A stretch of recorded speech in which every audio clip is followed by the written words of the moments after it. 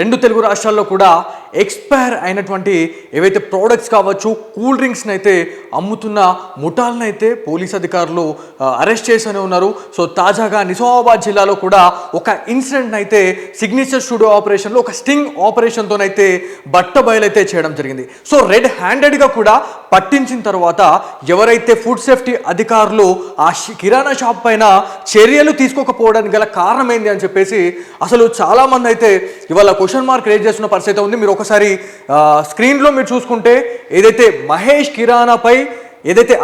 కిరాణా యజమానిపై ఎందుకు చర్యలు తీసుకోలేదు అనే దానిపైన అయితే మనం మాట్లాడడానికి అయితే వచ్చినాం. సో రెడ్ హ్యాండెడ్గా మనం పట్టించినాం. సో దానిపైన కూడా నిజామాబాద్ జిల్లా ప్రజలైతే హర్షం వ్యక్తం చేసిన పరిస్థితి ఉంది. దాంతోపాటు నిజామాబాద్ ఫుడ్ సేఫ్టీ ఆఫీసర్లు అసలు ఏం చేస్తూ ఉన్నారు. సో దీని గురించి మాట్లాడుకుంటే ఎవరైతే ఫుడ్ సేఫ్టీ అధికారుల గురించి మాట్లాడుకుంటే వాళ్ళు రైడ్స్ చేస్తూ ఉన్నారు.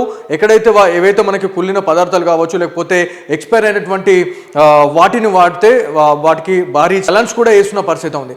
కాకపోతే రెడ్ హ్యాండెడ్గా మనం పట్టించిన తర్వాత ఆ షాప్ పైన ఇప్పటి వరకు స్టిల్ దాదాపు నేను అక్కడ వీడియో చేసి కూడా ఒక 1 వీక్ అవుతుందండి. ఆ 1 వీక్లో ఇప్పటి వరకు కూడా ఆ షాప్ పైన ఎలాంటి చర్యలు అయితే తీసుకోలేదు. సో ఎవరైతే అధికారుల గురించి మాట్లాడుకుంటే దాదాపు 1 వీక్ నుంచి మనము కాల్ రిట్రై చేస్తూ ఉన్నాం. కాకపోతే మళ్ళీ కాల్ బ్యాక్లు చేసి మరి ఎందుకు చేసిర్రు, మరి ఏం కథ అని చెప్పేసి అడిగిన దాఖలాలే లేవు.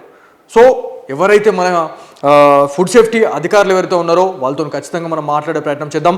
సో లైన్లోకి తీసుకునే ప్రయత్నం అయితే చేద్దాం. సో ఎవరైతే మనకి ఫుడ్ సేఫ్టీ అధికారులు ఎవరైతే ఉన్నారో దాంట్లో కొంతమంది తో ఖచ్చితంగా ఫుడ్ సేఫ్టీ అధికారులతో మనం మాట్లాడే ప్రయత్నం చేద్దాం. వాళ్ళకి కాలేజ్ చేద్దాం, వాళ్ళ నుంచి ఎలాంటి రెస్పాన్స్ వస్తుంది, మరి వాళ్ళు ఏం యాక్షన్ తీసుకున్నారు అనే దానిపైన కూడా మనం మాట్లాడే ప్రయత్నం చేద్దాం. రైట్, వాళ్ళు లైన్లోకి అయితే వచ్చారు. సార్ నమస్తే సార్. చెప్పండి సార్. ఏం లేదు సార్, ఒకసారి మాట్లాడదామని కాల్ చేసినాను. ఫ్రీ ఉన్నారా సార్? కొంచెం సార్ ఒక 10 to 15 days back, 10 days back exactly మన మహేష్ కిరాణా అని చెప్పేసి 11th డివిజన్ బస్తీ దవాఖానా నాగరంలో నేను దగ్గరుండి రెడ్ హ్యాండెడ్ గా ఒక షాప్ ని పట్టించడం జరిగింది సార్. సో దానిపైన ఎలాంటి చర్యలు ఉన్నాయనే దానిపైన ఒకసారి మాట్లాడమని కాల్ చేసినాను. దానిపైన చర్యలు ఆ రోజు నేను లేను. అదే ఆ రోజు నాకు కూడా కాల్స్ వచ్చినాయి కానీ నేను కోర్టులో ఉన్న తర్వాత తెలిసింది నాకు. అది శాంపుల్ ఎవరికి ఇచ్చారు? సాయి కృష్ణ. ఓకే ఓకే, ల్యాబ్కి పంపించినాం. మరి అది రిపోర్ట్ వచ్చినాక మేము చర్యలు తీసుకుంటాం. లేదంటే తీసుకోరు. రిపోర్ట్ రావాలి కదా సార్. ఎన్ని డేస్ టైం పడుతుంది సార్ రిపోర్ట్స్ కి? 20 days, 20 working days. 20 working days. So అప్పటిదాకా షాప్ మరి తెరిచే ఉండన్నా, లేకపోతే ఇక నడిపిస్తూనే ఉండన్నా? నడిపించచ్చు, అదేం లేదు. నడిపించచ్చు అంటే ప్రాణాలు పోయినా ప్రాబ్లం లేదు, నడిపించచ్చు అని అంటారు మీరు స్టేట్మెంట్ అంటే మన చట్టం అలా ఉంది. మనం ఏం చేద్దాం సార్? అసలు వాడిని రెడ్ హ్యాండెడ్ గా పట్టించినాము. అసలు మీ ఫుడ్ సేఫ్టీ ఆఫీసర్స్ కి ఎన్నిసార్లు కాల్ చేసినా మీరు లిఫ్ట్ చేయరు. కోర్టులో ఉన్నప్పుడు సైలెంట్ ఉంటుంది. అయ్యి ఉండొచ్చు సార్, మళ్ళీ కాల్ బ్యాక్ అనేది చేస్తారు కదా సార్. మళ్ళీ అరే ఎందుకు చేసారు, ఆబార్లే చేసారా, మరి ఎందుకు అనేది ఒకటి ఉంటది కదా సార్. మీ పర్సనల్ నంబర్స్ కి అయితే వేసలేం కదా సార్ మేము. అప్పటికే పర్సనల్ నంబర్ అండి, అది ఆఫీస్ నంబర్ ఏం లేవు, పర్సనల్ నంబర్ అది. అదే సార్, ఇప్పుడు అయినా నాకు తర్వాత తెలిసింది. తర్వాత నైట్ అట్లా తెలిస్తే నేను తెలుసుకున్నాక మళ్ళీ ఎందుకు కాల్ బ్యాక్ చేయడం అని చేయలే నేను. ఏంటి సార్? నాకు నైట్ తెలిసింది, ఆ రోజు నైట్ తెలిసింది ఇట్లా జరిగిందని. తెలిసింది సార్. అంటే మళ్ళీ ఎందుకు చేయాలని అనుకున్నారు? ఆల్రెడీ న్యూస్ తెలిసినాక మళ్ళీ ఏంటి, సరే మన రూల్స్ ప్రకారం అది శాంపుల్స్ పంపించేసే ల్యాబ్ అని చెప్పేసి చెప్పిన. అట్లా అంటే ఇప్పుడు రెడ్ హ్యాండెడ్ గా దొరికినా కూడా ఆ రిపోర్ట్స్ వచ్చే వరకు మనం షాప్ అనేది కంటిన్యూ చేయొచ్చు, అంతేనా సార్? ఇంకోటి ఆయనకి నోటీస్ కూడా ఇవ్వాలి మేము. అవును సార్. అదే ఎన్ని డేస్ తర్వాత, అంటే ఎవరైనా మనుషులు చచ్చిపోతేనే ఇస్తారా, లేకపోతే ఎప్పుడు ఇస్తారు అనేది ఒక క్లారిటీ ఇస్తేనే మాకు కొంచెం అర్థమవుతుంది కదా సార్. ఇస్తామండి. ఇప్పుడు నాకు 2-3 జిల్లాలు ఉన్నాయి సార్. ఈ మధ్య కూడా ఇప్పుడు పాత కేసులు అన్ని తీసి బయట పెడుతున్నారు కోర్టు వాళ్ళు కూడా. ఎప్పుడు 20 సంవత్సరాల క్రితం ఉన్నాయి. ఇప్పుడు అదే పని మీద ఈ రోజు హైకోర్టుకి వచ్చిన. అది పాత కేసులు అన్ని దాన్ని కౌంటర్ చేయాలని అది ఇది అని చెప్పేసి ఒకటే తిప్పుతున్నారు. నాకు కూడా అన్ని 3 జిల్లాలు కవర్ చేయాలంటే మేము కూడా మనుషులమే కదండి. సార్ ఎంతమంది ఉన్నారు సార్ ఇక్కడ నిజామాబాద్ జిల్లాకి ఎంతమంది ఉంటారు ఇప్పుడు? ఎవరు లేరు, నేను ఒక్కడనే. నేను కూడా ఇన్ఛార్జ్, నాది ఇన్ఛార్జ్ డిస్ట్రిక్ట్ అది. ఓకే. ఇంకా కొన్ని రోజులు అయితే కొత్త వాళ్ళు వస్తారండి, వాళ్ళు అండర్ ట్రైనింగ్ లో ఉన్నారు. ఎంత టైం పట్టుద్ది సార్ ఇప్పుడు అందరూ చార్జ్ తీసుకోవాలి అని అంటే? ఒక 1 month లేదంటే 45 days ఆల్రెడీ 1 month, ట్రైనింగ్ లో 45 ఉన్నారు. days. అంటే ఈ లోపు ఇక ఎంతమంది చచ్చిపోయినా ఇక మాకు సంబంధం లేదంటే మాట్లాడుతున్నారు, అంతే కదా సార్? నేను అట్లా అనలే, నేను చర్యలు తీసుకుని అంటలే, నేను తీసుకుంటా, కంపల్సరీ వస్తా, అటు వచ్చినప్పుడు కంపల్సరీ చేస్తా అంటున్నా. కాదు సార్, ఇక్కడ ఆల్రెడీ దాంట్లో ఉన్న ఐటమ్స్ చూస్తే, లేకపోతే ఏవైతే ఉన్నాయో లూజ్ ఐటమ్స్ వాడుతా ఉన్నారు, అమ్ముతా ఉన్నారు. దాంతో పాటు కూల్ డ్రింక్స్ మొత్తం ఎ టు జెడ్ మనకి ఎక్స్పైర్ అయినాయి. అంటే దాదాపు 45 days ముందే ఎక్స్పైర్ అయిన తర్వాత కూడా వాళ్ళు ఇస్తున్నారు విత్ కూల్ డ్రింక్స్ ఇస్తున్నారు. మరి ఇప్పటి వరకు కూడా మీరు దానిపైన చర్యలు తీసుకోలేదు అంటే, అది ల్యాబ్ రిపోర్ట్స్ వచ్చిన తర్వాతనే ఇస్తాము అని అంటే మనం ఏ జనరేషన్ లో ఉన్నాం సార్? లేదండి, ఇప్పుడు నోటీస్ కూడా ఇస్తాం. నేను ఇంకా అటు రాలేదు, ఈ మధ్యలో రాలే. నేను అయ్యుండొచ్చు వస్తే వాళ్ళకి నోటీస్ ఇచ్చి మనం ఫర్దర్ ప్రొసీడింగ్స్ చేస్తాం. Thank you sir, thank you so much. Okay. So ఇదండి మొత్తానికి ఫుడ్ సేఫ్టీ అధికారులు ఎంత నిర్లక్ష్యంగా వాళ్ళు మాట్లాడుతున్నారు అనేది మీరు ఒక్కసారి ఈ ఆడియో విన్న తర్వాత మీకే ఒక క్లారిటీ వస్తుంది. సో దాదాపు 20 రోజుల టైం అనేది పడుతుంది. ల్యాబ్కి అయితే పంపించినాము, ల్యాబ్ రిపోర్ట్స్ రావడానికి 20 రోజులు టైం పడుతుందని చెప్పేసి ఒక ఉన్నత అధికారి వల్ల చెప్పడం అనేది మనం క్లియర్గా వింటూనే ఉన్నాం. సో గతంలో అంటే ఈ ఫుడ్ సేఫ్టీ అధికారుల గురించి మనం మాట్లాడుకుంటే ఒకప్పుడు అంటే ఇలాంటి టెక్నాలజీ లేదు. మనం మోడ్రన్ టెక్నాలజీలో ఉన్నా కూడా ఇవాళ 20 రోజులు టైం ఏందండి. ఒక ల్యాబ్కి పంపిస్తే విత్ ఇన్ ఫ్రాక్షన్ ఆఫ్ మినిట్స్లో ఇవాళ రిజల్ట్స్ వచ్చే రోజుల్లో మనం ఉన్నాం. కాకపోతే ఆయన చెప్తున్న సమాధానం వింటే ఇలా బాధేస్తుంది. రెడ్ హ్యాండెడ్గా మనము ఎవరైతే కొంతమంది అక్కడ ఎఫెక్ట్ అయిన పర్సన్స్ మనకు చెప్పిన తర్వాత మనం రంగంలో దిగి మనం అక్కడికి వెళ్ళి వీడియో చేసే నార్మల్ ఒక పబ్లిక్ లాగానే వెళ్ళి మనం అక్కడికి వెళ్ళడం జరిగింది. వెళ్ళిన తర్వాత మనకు కూడా విత్ కూల్ బాటిల్ అనేది దాదాపు ఒక కూల్ డ్రింక్ అయితే ఇవ్వడం జరిగింది. 45 రోజుల కిందనే అది ఎక్స్పైర్ కూడా కావడం జరిగిందండి. అయిన తర్వాత కూడా ఇప్పటి వరకు కూడా వాళ్ళు అమ్ముతున్నారు అంటే వాళ్ళని ఏమనాలా? ఇది ఆ రోజు మనము వీడియో అక్కడ స్టింగ్ ఆపరేషన్లో మనకి వీడియో వచ్చిన తర్వాత మనం మాట్లాడడం జరిగింది. ఈ వీడియోలో దీనిలో ఒక కూల్ డ్రింక్ కనిపిస్తుంది, అదే అండి. ఇది కూడా మనకు విత్ కూల్తో ఇచ్చారు. అంటే రిఫ్రిజిరేటర్లో ఒక ఏదైతే మనకి ఎక్స్పైర్ అయిన తర్వాత దాన్ని ఒక మూలకో లేకపోతే ఒక ప్రదేశంలో పెట్టాలా, అంటే మనం తిరగని ప్రదేశంలో పెట్టాలా. నిజంగా ఏదైతే కూల్ డ్రింక్ గురించి మాట్లాడుకుంటే అది వాళ్ళు రిఫ్రిజిరేటర్లో అంటే ఫ్రిడ్జ్లో పెట్టేసి అమ్ముతూ ఉన్నారు. అమ్మిన తర్వాత వేరే వాళ్ళు అక్కడే ఉన్నటువంటి కొంతమంది స్థానికులు ఆ కూల్ డ్రింక్ తాగిన తర్వాత మొత్తం అంతా ఏటో అవుతుంది అని చెప్పేసి అన్న తర్వాత ఒక్కసారిగా ఆ కూల్ డ్రింక్ పైన ఉన్నటువంటి ఎక్స్పైర్ డేట్ అంటే మ్యానుఫ్యాక్చరింగ్ డేట్ చూసిరు, ఎక్స్పైర్ డేట్ చూస్తే గత ఏదైతే మనకి ఒక 45 రోజుల కిందనే ఎక్స్పైర్ అయిందని చెప్పేసి తెలిసిన తర్వాత ఇట్లాంటి కూల్ డ్రింక్స్ అమ్మి ఎవరి ప్రాణాలు తీస్తారు? 20 రూపాయల కోసం ఇలా ఎంతో విలువైనటువంటి ఇవాళ ప్రాణాలతోని చెలగాటమాడుతున్నారు అనే ఒక ఇన్ఫర్మేషన్ అయితే మనకి ఇవ్వడం జరిగింది. మీరు కూడా రండి, మీకు ఇస్తారా లేదా మీరు చూడురన్నా అని చెప్పేసి మనకి అక్కడ స్థానిక ప్రజలు చెప్పారు. వాళ్ళు చెప్పినట్టే మనము అక్కడికి వెళ్ళడం జరిగింది. వెళ్ళిన తర్వాత మనకు కూడా ఇచ్చారు. సో ఇక్కడ ఎవరైతే ఈ క్యాండిడేట్ ఈ మనిషి ఎవరైతే కనబడుతున్నారో ఈ మనిషి గురించి మనం మాట్లాడుకోవాలండి. ఈ మనిషి ఎవరైతే ఉన్నారో ఇక్కడ మనము రిపోర్టింగ్ చేసే టైంలో ఇదంతా కూడా కూల్ డ్రింక్తోని మనము పూర్తిగా ఇది అప్రమత్తం చేసినాము. ఫుడ్ సేఫ్టీ ఆఫీసర్స్కి కాల్ చేసిన తర్వాత ఆయన రావడం జరిగింది. ఇది మహేష్ కిరాణా ఏదైతే బస్తీ దవాఖానా 300 క్వార్టర్స్ అని చెప్పేసి మనం మాట్లాడుకుంటాం, నాగరంలోని 13th డివిజన్. సో ఇతను మహేష్ కిరాణాకి సంబంధించినటువంటి యజమాని అండి. సో మనం అక్కడికి వెళ్ళి రిపోర్టింగ్ చేసే టైంలో అసలు ఈ షాప్ ఎవరిదండి అని చెప్పేసి నేను అడిగినప్పుడు అది లావణ్యది, ఇది నాకు సంబంధం లేదు అని చెప్పేసి ఆయన మాట్లాడిన తర్వాత సరే గంగలో అని నువ్వు వాటి పక్కకు జరిగా, నీకు సంబంధమే లేనప్పుడు నువ్వు దీనిలోకి రావద్దు.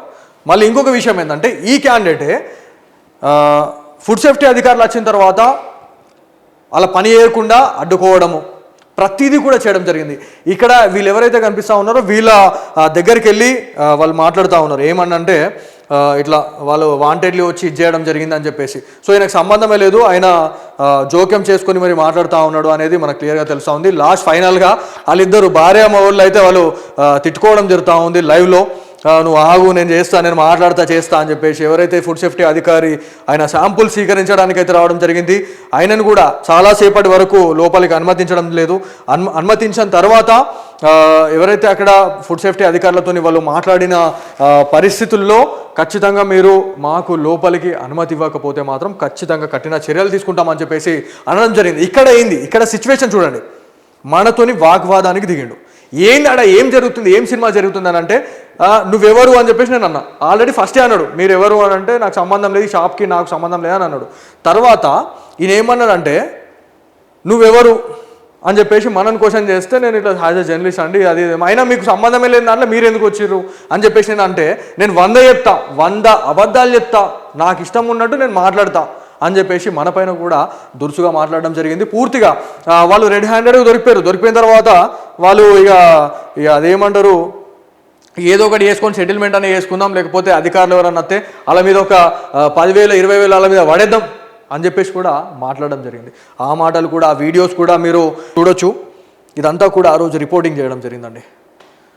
ఇదంతా కూడా చూడండి, ఇవన్నీ కూల్ డ్రింక్స్, దాంతోపాటు అక్కడ ఒక కాటన్తో పాటు 2 కాటన్లు అవన్నీ కూడా ఎక్స్పైర్ అయినాయి. దాంతోపాటు ఎవరైతే ఫుడ్ సేఫ్టీ ఆఫీసర్ ఎవరైతే అక్కడ శాంపుల్ తీసుకోవడానికి వచ్చిన వ్యక్తిని ఎవరైతే ఉన్నారో ఆ వ్యక్తిని అయితే భయభ్రాంతులకు గురి చేసిరు అని చెప్పి చెప్పుకోవాలి.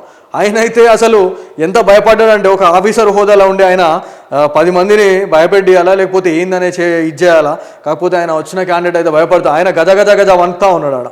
మరి అట్లాంటి అధికారులని ఎందుకు తీసుకొచ్చి వీళ్ళ దగ్గరికి వచ్చి ఇన్స్పెక్షన్కి పంపిస్తున్నారో కూడా అర్థమవుతలేదు. సో యాక్షన్కి రియాక్షన్ అయితే ఉంటుందని నేను అనుకున్నా, కానీ యాక్షన్ కాదు రియాక్షన్ కూడా లేదు. సో ఇది మొత్తానికి సిచ్యువేషన్. ఇది చూడండి, మహేష్ కిరాణా పై ఇప్పటి వరకు కూడా చర్యలు లేవు. దాదాపు 20 రోజుల తర్వాతనే ఈ శాంపుల్ రిపోర్ట్స్ వస్తాయి. అప్పుడే మేమేమైనా ఏదైనా ఉంటే అప్పుడు యాక్షన్ తీసుకుంటామని చెప్తా ఉన్నారు. అంటే ఈ 20 రోజులల్లో ఎంతమంది పానాలు పోయినా మాకు సంబంధం లేదని మనకు చెప్తుండు సార్. ఇది మొత్తానికి. ఇంకోటి ఏంటంటే మనకి దాదాపు ఒక 4 జిల్లాలకి ఫుడ్ సేఫ్టీ ఆఫీసర్స్ వీళ్ళు ఒకే అధికారు 4 జిల్లాలని చూసుకుంటుండండి. ఇలా ఒక్కొక్క గ్రామంలో చూసుకుంటే ఒక్కొక్క జిల్లాలో చూసుకుంటే ఏడ చూసినా కల్తీ నూనె. మనం ఒక మాట మాట్లాడుకోవాలా, కల్తీ నూనె గురించి మాట్లాడుకుంటే బాన్స్వాడలోనే ఒక బాన్స్వాడ పట్టణంలోనే ఒక ఇంట్లో దాదాపు ఒక 15 నుంచి 20 టిన్స్ అండి. అది కూడా జంతువుల కళేబరాలు ఏవైతే ఉంటాయో ఏవైతే మనకి ఎముకలు ఉంటాయో వాటిని కరిగించిన తర్వాత వాటి నుంచి వచ్చినటువంటి నూనె, ఆ నూనెని దాదాపు మనకి ఫాస్ట్ ఫుడ్లు కావచ్చు, బిర్యానీ సెంటర్స్ ఏవైతే మనం ఇప్పుడు స్ట్రీట్లలో మనం చూస్తున్నాం అట్లాంటి వాళ్ళకు ఈ నూనెనైతే తరలిస్తున్నారు అని చెప్పేసి మనకు ఒక పక్కా ఇన్ఫర్మేషన్ ఇచ్చారు. దాంతో కూడా ఆ ఇన్సిడెంట్ని కూడా మనము బయటకు తీసుకురావడం జరిగింది, చాలామందిని అప్రమత్తం చేసినాం. కాకపోతే ఇంత జరుగుతున్నా కూడా అధికారులు ఒకే అధికారులు 4 జిల్లాల్ని టేకప్ చేయడము, వాళ్ళు ఇలా పని చేయడం ఏంది అనేది మాత్రం ఖచ్చితంగా మనం మాట్లాడుకోవాలా. వాళ్ళు ఎంత నిర్లక్ష్యంగా మాట్లాడుతున్నారు అంటే 20 రోజుల తర్వాతనే రిపోర్ట్స్ వస్తాయి, రిపోర్ట్స్ వచ్చిన తర్వాతనే మేము యాక్షన్ తీసుకుంటాం. అంటే 20 రోజులల్లో ఎవరు ఎటు పోయినా ఎవరు ఎట్లా చచ్చిపోయినా కూడా మాకు సంబంధం లేదు అని ఆయన మాట్లాడుతున్నాడు. ఫైనల్గా అల్టిమేట్గా మనం మాట్లాడుతుంది అదే. సో ఇదండి, ఇప్పటి వరకు కూడా మనం రిపోర్టింగ్ చేసినాం. ఇంత చేసినా కూడా మరి రెస్పాన్స్ రాకపోవడం ఏంది? ఇంత రెడ్ హ్యాండెడ్గా పట్టించినా కూడా ఇలా పరిస్థితి ఏంది? ఇలా హోటల్స్ రెస్టారెంట్లు ఏవైతే ఉంటున్నాయో మనకి ప్రతి దగ్గర కూడా చలాన్ చేస్తూ ఉన్నారు. ఇప్పుడు దీనిపైన చర్యలు తీసుకోకపోవడానికి గల కారణం ఏందండి? అంటే మామూలు ముట్టినాయా? ఫోన్ చేస్తే లేపుతలేరు అసలు. ఒక ఫోన్ చేస్తే దాదాపు ఒక క్యాండిడేట్కి ఫోన్ చేస్తే 10 సార్లు ఫోన్ చేస్తున్నాం, ఇప్పటివరకు కాల్ బ్యాక్ లేదు. ఒక ఆఫీసర్ కాల్ చేస్తే ఆయన హైకోర్టులో ఉన్నా అని చెప్తా ఉన్నాడు. అది కూడా వేరే వాళ్ళతో చెప్పిస్తే ఫోన్ లేపిండు, మాట్లాడిన తర్వాత ఈ మాటలనే నేను మీకు వినిపించిన. ఇంత దారుణంగా ఉంది నిజామాబాద్ జిల్లాలో ఇలా ఫుడ్ సేఫ్టీ అధికారుల పనితీరు ఇట్లుందండి. ఇట్లున్నాం కదా మరి ఎట్లుంటుంది? ఇప్పుడు ఈ మహేష్ కిరాణా అనే క్యాండిడేట్ ఏమంటున్నాడు అంటే మాకు ఈ లైసెన్స్ దాని గురించి మాకు అంత ఐడియా లేదు, మాకు అవసరం కూడా లేదు. ఎందుకంటే ఆ నాగారంలో ఏదైతే దాదాపు ఒక 10 షాపులునే ఆ 10 షాపులకు కూడా ఎలాంటి లైసెన్స్ లేదు. వాళ్ళ దగ్గరకు పోయి మీరు అడిగేసారంటే మేము లైసెన్స్ తీసుకుంటామని చెప్పి మాట్లాడుతూ ఉన్నారు. అంటే ఇక్కడ ఎవరెవరి తప్పు ఉంది? మున్సిపల్ అధికారుల తప్పు కూడా ఉంది. దాదాపు 15 నుంచి 20 సంవత్సరాల నుంచి మున్సిపల్ అధికారులకు ఎలాంటి ఏదైతే మనకి ఒక లైసెన్స్ తీసుకున్నామంటే అంటే ఇయర్లీ మనం ఇంత పే చేయాలనేది ఉంటుంది. సో దానికి కూడా వీళ్ళు గండి కొట్టిరు అని చెప్పి చెప్పుకోవాలా. ఎవరైతే అక్కడ శాంపుల్ స్వీకరించడానికి వచ్చినటువంటి ఒక అధికారి ఎవరైతే ఉన్నారో సాయి కృష్ణతో మనం మాట్లాడడం జరిగింది. ఎవరైతే ఇట్లాంటి చర్యలకు పాల్పడిన వాళ్ళు ఎవరైతే ఉన్నారో, ఒకవేళ ఎవరికైనా మన అయితే వాళ్ళ పరిస్థితి ఏంది, ఒకవేళ వాళ్ళపైన ఎలాంటి యాక్షన్ తీసుకుంటారు, దాంతోపాటు చలన్ విషయంలో అంటే మనకి జరిమానా విషయంలో చూసుకుంటే షాప్ క్లోజ్ చేస్తారా, అంటే సీజ్ చేస్తారా, లేకపోతే ఇంకేంది అనే దానిపైన మాట్లాడితే షాపు ఖచ్చితంగా సీజ్ చేస్తాం, దాంతోపాటు 5 లక్షల వరకు కూడా పెనాల్టీ జరిమానా వేస్తామని చెప్పేసి ఆ రోజు అధికారులు చెప్పారు. కాకపోతే ఇప్పటికీ ఆ షాప్ నడుస్తూనే ఉంది, బాధపడతా ఉన్నారు. ఇంత రెడ్ హ్యాండెడ్గా పట్టించినా కూడా ఇవాళ చర్యలు తీసుకోకపోవడం ఏంది అని చెప్పేసి బాధపడతా ఉన్నారు.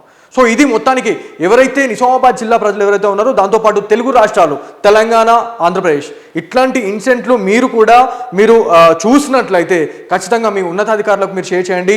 ఖచ్చితంగా ఇప్పుడు రానున్న రోజులు ఏవైతే మనం ఆల్రెడీ సమ్మర్లో ఉన్నాం కాబట్టి ప్రతి ఒక్కరు కూల్ డ్రింక్ తాగుదామని అనుకుంటారు. కాకపోతే కూల్ డ్రింక్ తాగే వాళ్ళు ఎవరైతే ఉంటారో ప్రతి ఒక్కరు కూడా మ్యానుఫ్యాక్చరింగ్ డేట్ చూడండి, దాంతోపాటు ఎక్స్పైర్ డేట్ చూడండి. ఇవి చూడకుండా మీరు తాగారంటే మాత్రం మీ పని ఖతమే, దండం పెట్టుడే ఉంటుంది. సో ఇదండి మొత్తానికి ఈరోజు స్పెషల్ స్టోరీ.